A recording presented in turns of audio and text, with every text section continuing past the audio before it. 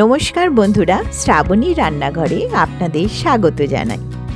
আজ আমি আপনাদের জন্য নিয়ে এসেছি এমন একটি রেসিপি যেটি বানানো খুব সহজ কিন্তু খেতে অসাধারণ। খুব পরিচিত এই রেসিপি আর ভোজন রসিক মানুষদের অতি প্রিয়। আমার আজকের রেসিপি মাটন কারি। আলু দিয়ে মাটন কারি আপনারা অনেকেই বানিয়েছেন, কিন্তু একবার আমার এই পদ্ধতিতে বানিয়ে দেখুন। একদম অন্য রকম এই পদ্ধতি, আর এর স্বাদ অনবদ্য। আমি এখানে নিয়েছি 1 কেজি মাটনটা ভালো করে ধুয়ে রেখেছি এবং 4টি আলু আমি হাফ করে কেটে নিয়েছি। এবার দেখে নিন মাটন কারি বানাতে আর কি কি উপকরণ লাগছে। দেখুন, আমি এখানে 2টি মাঝারি সাইজের পেঁয়াজ কুচো করে নিয়েছি আর একটি টমেটো কুচো করে নিয়েছি।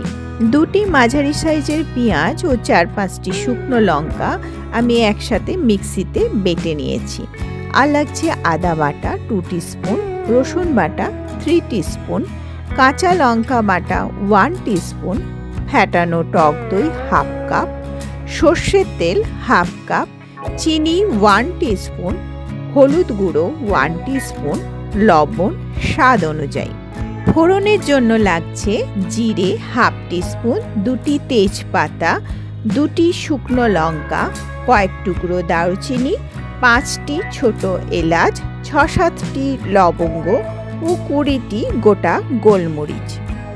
চলুন তাহলে শুরু করা যাক।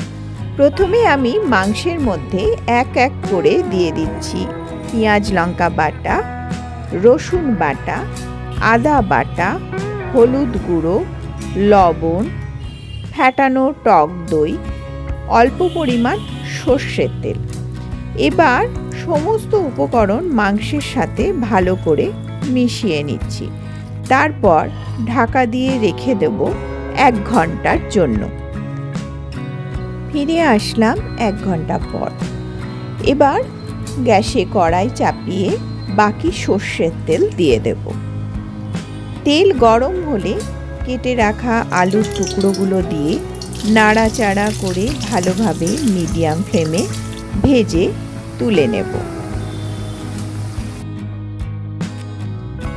এবার গ্যাসের ফ্লেম কমিয়ে ওই তেলের মধ্যে এক এক করে দিয়ে দেব গোটা জিরে, দারুচিনি, ছোট এলাচ, লবঙ্গ, শুকনো লঙ্কা, তেজপাতা ও গোটা গোলমরিচ।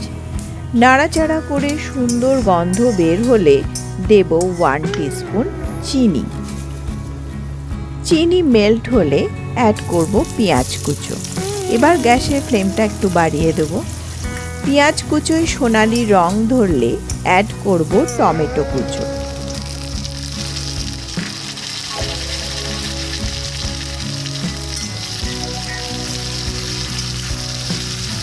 নাড়াচাড়া করে অল্প লবণ দেব যাতে টমেটো নরম হয়ে যায়।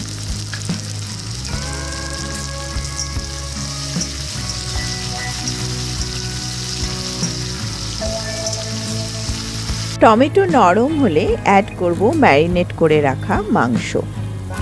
এই পর্যায়ে গ্যাসের ফ্লেম লো করে দেব।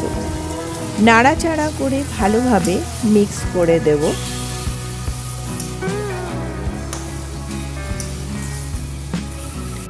দেখুন কত জল বেরিয়েছে। এই সময় ঢাকা দিয়ে 10 মিনিটের জন্য রান্না হতে দেব।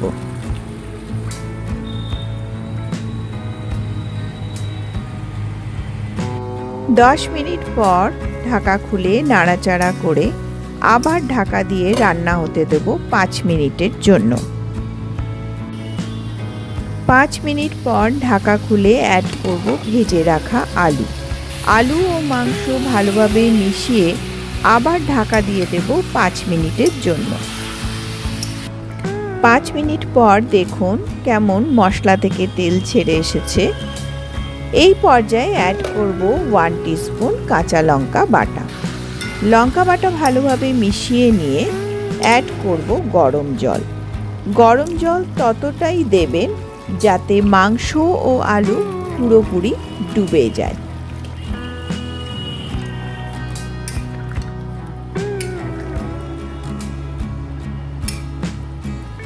এবার ঢাকা দিয়ে মিডিয়াম ফ্লেমে সেদ্ধ হতে দেব 10 মিনিটের জন্য। মাংস রান্নায় কখনো ঠান্ডা জল ব্যবহার করবেন না, এতে স্বাদ কমে যায়।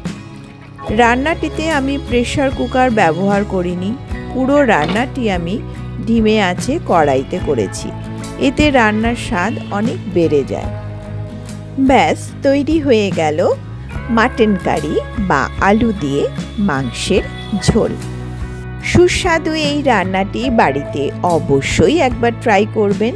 ভালো লাগলে লাইক দিয়ে শেয়ার করবেন, কমেন্টস সেকশানে কমেন্টস করে জানাবেন কেমন লাগলো আমার আজকের এই রেসিপিটি।